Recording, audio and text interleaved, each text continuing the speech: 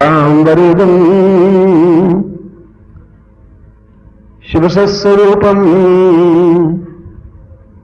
गोरक्षपूर्णमभितां भवदेव लक्ष्मीं सदाहं श्रियै पूर्णमदैव चित्तम् निश्चितं निश्चितं निश्चितं वै प्रपन्नम्। यह एक गोरखनाथ का श्लोक है और आपने गोरखनाथ का नाम सुना होगा। उनका पंथ गोरख पंथ चलता है और अत्यंत उच्च कोटि के जैसा वशिष्ठ और विश्वामित्र का नाम लिया जाता है, जैसे शंकराचार्य का नाम लिया जाता है, वैसे ही गोरखनाथ और मत्स्येंद्रनाथ का नाम लिया जाता है। डिफरेंस अंतर यह है कि गोरखनाथ एक ऐसे ऋषि हुए, ऐसे सन्यासी हुए। ऋषि तो आप में से प्रत्येक ऋषि है। ऋषि का मतलब है जो संयम पूर्ण जीवन व्यतीत करे, वह ऋषि है। ऋषि की कोई अलग से कोई जाति नहीं है। अत्यंत संयम पूर्वक का मतलब होता है कि यह तन, यह मेरा मन, यह मेरा जीवन, यह सब गुरु के चरणों में समर्पित है और यह इष्ट के चरणों में समर्पित है। दो ही शब्द है, गुरु के प्रति समर्पित है, इष्ट के प्रति समर्पित है। इसमें धन कुछ नहीं लिखा। तन और मन और जीवन, वो जो आज्ञा देंगे वही करूंगा। जो इष्ट मुझे सप्त में आज्ञा देगी वही करूंगा। कोई बुरा काम नहीं करूंगा, न मीट खाऊंगा, न शराब पीऊंगा, न रंडीबाजी करूंगा, कोई बदमाशी करूंगा, ऐसा कुछ नहीं।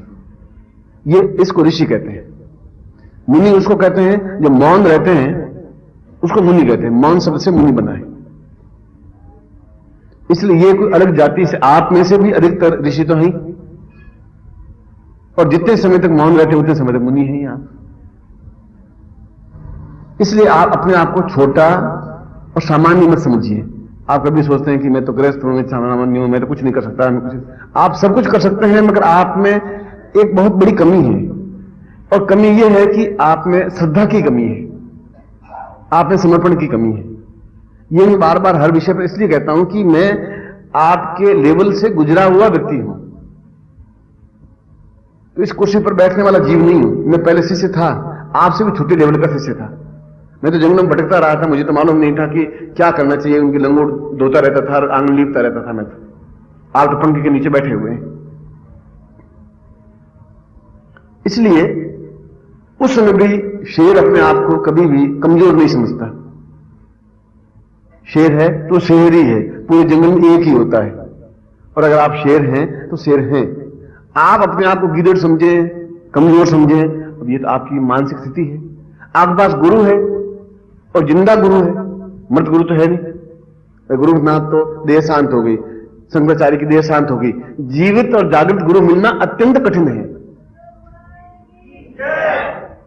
सबसे कठिन काम यह है कि गुरु मिले, सदगुरु मिले और जीवित हो, जागृत हो।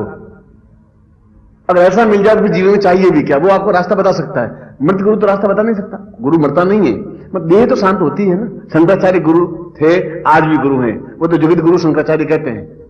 मगर अगर मैं उनसे सलाह लेना चाहूं तो नहीं दे सकता ना भाई, फिजिकली नहीं सलाह ले सकता। इसलिए उस व्यक्ति का सौभाग्यशाली व्यक्तित्व कहलाता है जो जीवित और जागृत गुरु के समीप रहता है, उनकी वाणी सुनता है, उनकी सेवा करता है, उनके आदेशों का पालन करता है। मगर ये कठिन बहुत है, क्योंकि मृत गुरु तो कुछ बोलता ही नहीं। आप भले कुछ करें नहीं करें, वो तो कुछ बोलेगा नहीं। जीवित गुरु अगर है तो वो तो कहेगा नहीं, तुम्हें परसों आना है, परसों आना है और 10 दिन मेरे पास रहना, सेवा करनी है, साधना करनी तुम्हें। 10 दिन की छुट्टी आज्ञा दे दी। अब वो जीवित गुरु खतरनाक है। क्यों? मृत गुरु तो कहते ही नहीं। आप भले नहीं जाएं, गालियां दें, उसको फटकारें, वो बेचारा बोलेगा नहीं। अब जीवित गुरु के साथ ये नहीं चल सकता। आप एक गाली देंगे तो आपको गाली दे दूंगा। आप शेर हैं, मैं बब्बर शेर हूं, वो चलेगा नहीं। मगर ये सौभाग्य है कि हम जीवित गुरु के साथ में हैं। ये सौभाग्य भी है साथ में। इसलिए खतरनाक तलवार के धार पर चलने के समान है। इसमें संशय असंशय करके हम अपने पाप की गठरी अपने सिर पर ढोते हैं। ये हम ही गलती करते हैं। हम ही मतलब किसी के बहकावे में आते हैं, गुटबाजी में आते हैं, हम ही तकलीफ भोगते हैं, हम ही मतलब अपने आप को प्रच्छन्न करते हैं, हम ही मतलब विषय वास्तव में रत रह जाते हैं। हम ही निम्न स्तर को दिखाते थे और गुरु की आंखों से गिर जाते हैं, उनकी आंखों से गिरते हैं। गुरु तो कुछ कहता ही नहीं। आप फलदार पेड़ को वृक्ष पत्ते मतलब पत्ते तोड़ दो तो पेड़ कुछ बोलेगा नहीं, पत्थर फेंक दो तभी पेड़ कुछ नहीं बोलेगा। वो तो उल्टा फल आपके ऊपर गिर, आप फलदार पेड़ के आम के पेड़ पर पत्थर फेंको और फिर भी आपको मीठा आम ही देगा। आपने पत्थर फेंका है, वो पाप आपके ऊपर चढ़ा है। एक हरे भरे पत्ते को मतलब 4 पत्तों को तोड़ा, एक आम को तोड़ा है आपने, अपने स्वार्थ के लिए तोड़ा है। पेड़ ने फिर भी आपको फल दिया है। आप गुरु के लिए कुछ मन में चिंतन हल्का भी लाएंगे तो पाप तो आपको ही लगेगा, वो तो नहीं बोलेगा, हालांकि उसको मालूम पड़ेगा तभी नहीं बोलेगा। मगर आप सोचिए कि मैंने कितना बड़ा अपराध किया और इसका ऋण, इसकी पाप की सजा कैसे उतरेगी मेरी। ये आदमी चिंतन करता नहीं है, ये करता नहीं है, इससे दुख भोगता रहता है। खुद दुख भोगता है या दुख तो कई तरीके से मिल सकता है। फाइनेंशियली दुख मिल सकता है, परिवार की तरफ से दुख मिल सकता है, बाप मां की तरफ से दुख मिलता है, भाई की तरफ से दुख मिलता है, बेटे की तरफ से दुख मिलता है, वो बीमार हो सकता है, व्यापार, मतलब दुख तो भगवान कई तरीके से दे सकता है देना चाहे तो। और हम सोचते हैं कि हम इतने 500 साल तक गुलाम रहे हैं। पहले राजपूतों के गुलाम थे और उसके बाद में मुगलों के गुलाम बने, उसके बाद में अंग्रेजों के गुलाम बने। तो 500 साल तक गुलामी सहन करते सहते हर बात भगवान की मर्जी है। व्यापार में घाटा हुआ भगवान की ऐसी मर्जी थी, फायदा हो गया तो भगवान की मर्जी, पत्नी मर गई तो भगवान की मर्जी, जीवित रह गई तो भगवान की मर्जी। इतना सहनशील संसार में कोई है ही नहीं आप जितना। अमेरिका इंग्लैंड में कहीं नहीं, इतना सहन शक्ति नहीं है। वो 2 टूक एकदम से निर्णय लेता है कि साधना करनी है तो साधना करनी है। अब आप मतलब वो गुलामी की आदत पड़ गई, हुक्म बस खत्म, जय हो, ये करना है हाँ साहब, ये करना है हाँ साहब, बस खत्म। वो हाँ साहब के अलावा आपके पास वो शेर वाला खेल नहीं है।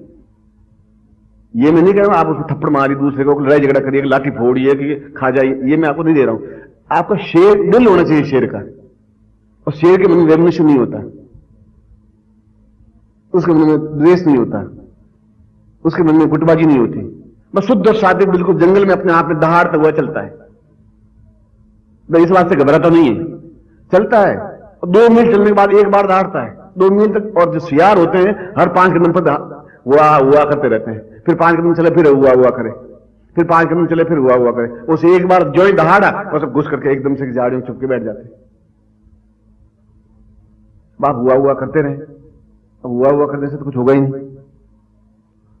इसलिए जीवन का सबसे बड़ा सौभाग्य है कि हमारा सौभाग्य है कि हम गुरु के पास में हैं। चाहे मैं गुरु हूं चाहे कोई हो, कोई मेरा ठेका नहीं, मैं तो बात कह रहा हूं।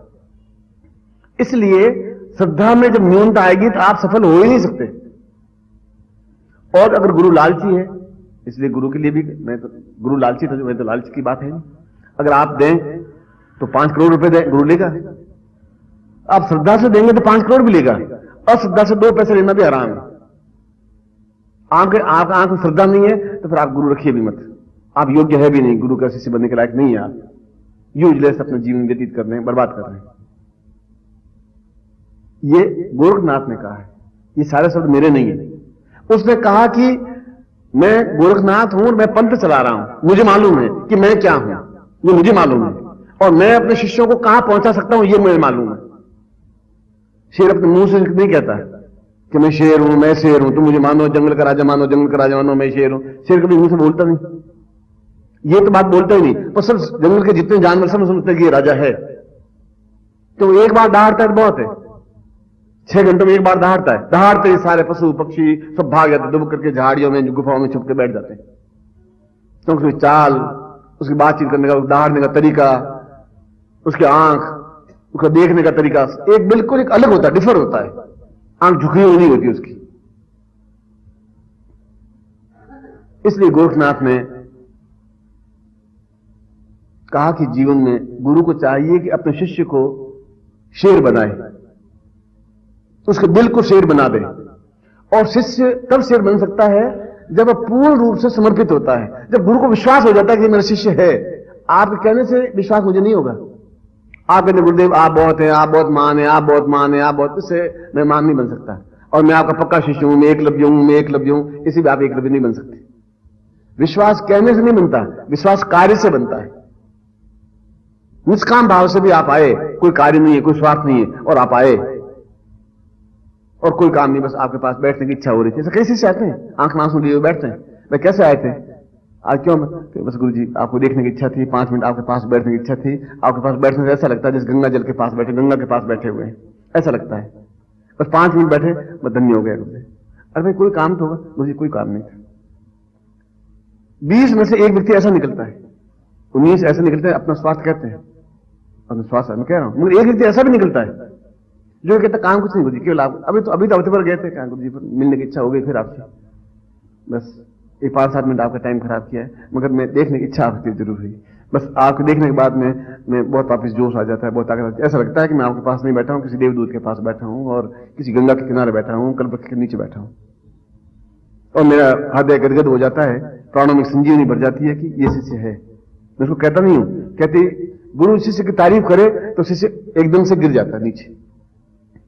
गुरु को चाहिए कि शिष्य को ठोकर मारता ही रहे। जिस दिन सोनार ये सोचेगा कि सोने को मारेंगे तो सोने को बेचारे को चोट पहुंचेगी, तो सोना मुकुट बन ही नहीं सकता। जिस दिन सोनार को दया आ जाएगी कि इस सोने को क्यों पीटे, इसने क्या बुराई की, इसको थोड़े से लोहे से पीट पीट करके क्यों नुकसान करें, अरे दया रखना चाहिए, इसको हम क्यों पीटें, तो वो देवताओं का मुकुट बन ही नहीं सकता, उसको तो बराबर पीटना ही पड़ेगा। गुरु कुमार शिष्य कुंभ है, गुरु कुमार है और शिष्य कुंभ है, ये कबीर कह रहे हैं। गुरु कुमार शिष्य कुंभ है, गड्डी गड्डी काढ़े खोट, उसके ऊपर लकड़ी का ठोक ठोक करके उसकी खोट निकालता रहता है, मगर आगे की रहने बाद काम किए। भीतर भीतर सहज के, भीतर कपड़ा लेकर के सहज रहा है, फूट नहीं जाए, नुकसान नहीं हो जाए, बाहर बाहर चोट, भीतर भीतर सहज के बाहर चोट देता है। गुरु को चोट देनी ही चाहिए, चोट देगा तो उसकी खोट निकलेगी। और मैं आपकी पसंद रखूंगा तो आप तो फूल की कुप्पा हो जाए। गुरुदेव ने कहा कि तुम बहुत महान हो, अब महान है, बस अब उस महान के आगे कोई महान तो नहीं, फिर एक शब्द और महान तो आपको कह दिया, फिर आप बस फिर भगवान बन गए आप, फिर गुरु क्या होते हैं? मैं तो खुद ही गुरु बन ही गया, तो वो फिर आगे प्रोग्रेस नहीं कर सकता। और गोरखवाणी अपने आप में इस दृष्टि से एक अत्यंत महत्वपूर्ण है, जिसने एक ही शब्द, एक ही रट, एक ही चिंतन, एक ही बात कही कि अगर तुम्हें कुछ बनना है तो तुम्हें विश्वास पैदा करना पड़ेगा मेरे हृदय में। तुम्हारे शब्दों से मुझे विश्वास नहीं होगा, मैं तुम्हें कुछ नहीं सिखा सकता, सिखा ही नहीं सकता, सिखाऊंगा तो बेकार हो जाएगा, क्योंकि मेरे हृदय में विश्वास पैदा होना चाहिए तुम्हारे कार्यों से, तुम्हारे चिंतन से, तुम्हारे विचार से, तुम्हारी धारणाओं से। तो होठों से गुरु बोलोगे, उससे मैं मेरे वोट सब 1 लाख गुरु बोलती है, 10 लाख बोल रहे हैं कि गुरुदेव आप गुरु महान है, आप महान है, उससे मतलब मैं कन्विंस कैसे होऊंगा? मैं कहूं तुम अपना सिर काट के लाओ, तुम एक झटके में सिर काट के ये लो गुरु जी, पर गुरु 10,000 बार सोचेगा ऐसा ऑर्डर देने के लिए, 5 करोड़ बार सोचेगा, तुम्हारे 1 रुपया लेने के लिए भी 25,000 बार सोचेगा कि ऋण मुझे कहां उतारूंगा। गुरु को भी वैसा होना चाहिए, गुरु वैसा ही होता तब गुरु कहलाता है। वह भी तलवार के धार पर चलने लायक है, मगर तुम्हारा सौभाग्य है कि तुम एक जीवित जागृत गुरु के साथ में हो, सामने बैठे हो, उनकी वाणी सुन रहे हो। आज तुम चाहो 5 अरब रुपए खर्च करके भी तो गोरखनाथ को लाके खड़ा नहीं कर सकते जिंदा, शंकराचार्य को लाके खड़ा नहीं कर सकते, कृष्ण को लाके खड़ा नहीं कर सकते। आप 5 अरब बाजार में खर्च कर दीजिए, नहीं ला सकते, 5 करोड़ नहीं 500 करोड़ खर्च करके भी नहीं ला सकते। तो ये सौभाग्य नहीं है कि हम एक सदगुरु के पास में हैं, उनकी वाणी सुन रहे हैं, वो हमारे हित में कह रहा है, अपने स्वार्थ में नहीं कह रहा है, वो अच्छी बात सिखा रहा है। ये तुमने नहीं कहा कि तुम कार सेवा करो, मंदिर बनाओ, थोड़ा सा खर्च करो, तुम उसमें थोड़ा काम करते रहो, और थोड़े एक धोती एक लाते रहो, 2 कुर्ते कपड़े लेते आने। मैंने तो आपको एक दिन भी कहा नहीं, मैं कहूंगा जीवन का अंतिम अवस्था तक भी नहीं कहूंगा कि आप मुझे 2 रुपये दक्षिणा दें, मैं तो नहीं कहूंगा, कहता भी नहीं। ओम परम तत्वाय नारायणाय गुरुभ्यो नमः। ओम ह्रीं मम प्राण देह रोम प्रतिरोम चैतन्य जाग्रय ह्रीं ओम नमः। ओम भूर्भुवः स्वः तत्सवितुर्वरेण्यं भर्गो देवस्य धीमहि धियो यो नः प्रचोदयात्।